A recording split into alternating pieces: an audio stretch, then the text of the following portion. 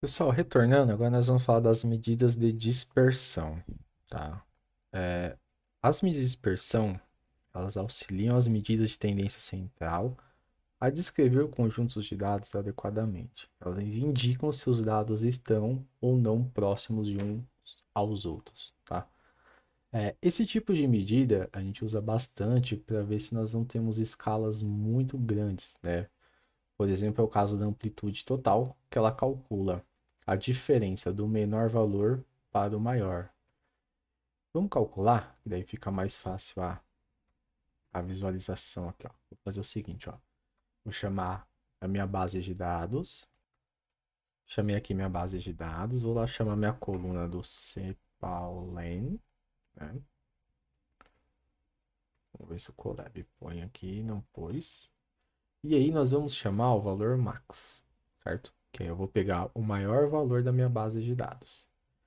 E o que eu vou fazer para calcular a amplitude? Eu vou fazer a diferença do meu menor valor, que aí é o min. E aí ele vai me retornar um valor aqui, ó, 3,6. Quer dizer o quê? Que nessa coluna, quando eu subtraio o maior valor dela para o menor, eu tenho um valor de 3,6. E aí nós temos que analisar ela muito com a média, com a mediana, para nós entendermos se os nossos valores estão, se isso está muito longe ou próximo, tá? Porque pode acontecer de vocês trabalhar com escalas muito grandes, né? Por exemplo, você está numa sala de aula, por exemplo, você vai ter alunos o quê? De um curso de universidade, de 18 anos, vai até, sei lá, 65 anos, né? Ou não, você pode ter uma amplitude menor, né? De 18 a 20 anos, né? Ou ensino fundamental, né? Vai de 15 a 18. Então, nesse caso, você tem uma amplitude bem pequenininha, né? Porque você tem ali 3 anos de diferença de uma escola. Agora, se você vai para uma universidade, talvez você vai ter uma amplitude maior, ou seja, você vai ter valores muito longe ali, do máximo para o mínimo, tá? Então, é importante você aplicar também a amplitude para você dar uma olhadinha de como está a distribuição, tá? A amplitude interquartílica é o seguinte: é a diferença do terceiro quartil para o primeiro quartil, tá? E aqui no material, ó, ele fala o seguinte, ó, essa medida é mais estável que a amplitude total, por não considerar valores mais extremos, né?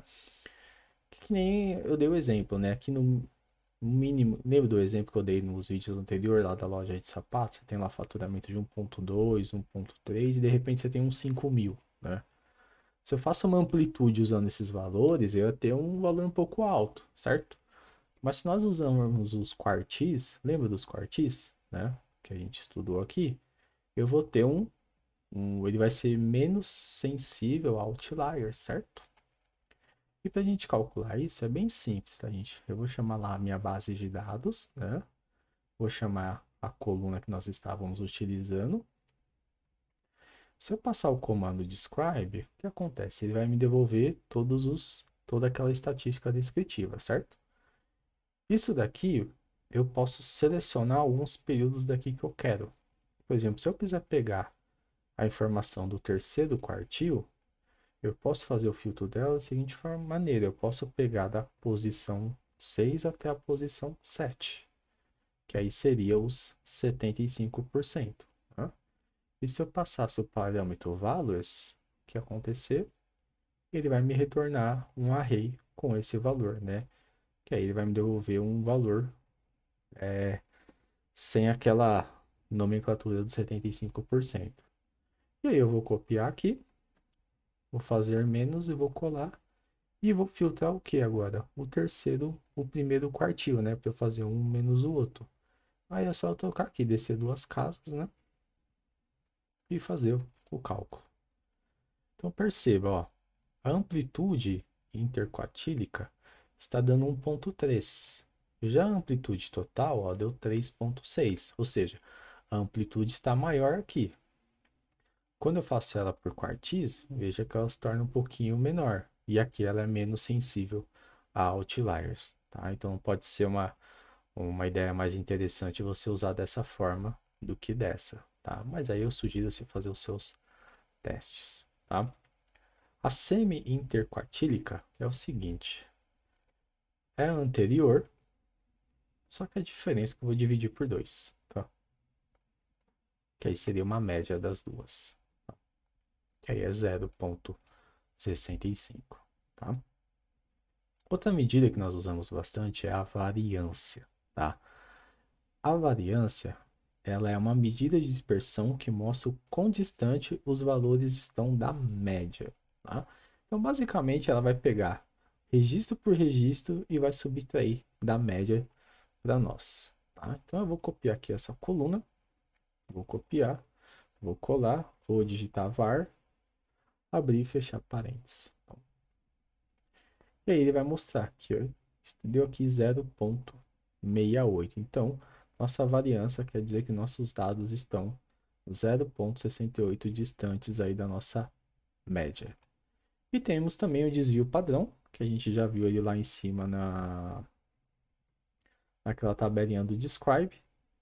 E aqui nós chamamos esse parâmetro STD, tá? Que aí deu 0,82, que aí basicamente é a raiz quadrada da minha variância, tá? Normalmente nós usamos mais o desvio padrão do que a variância, tá? Mas acho que é uma medida importante você dar uma olhadinha aí em ambos, tá?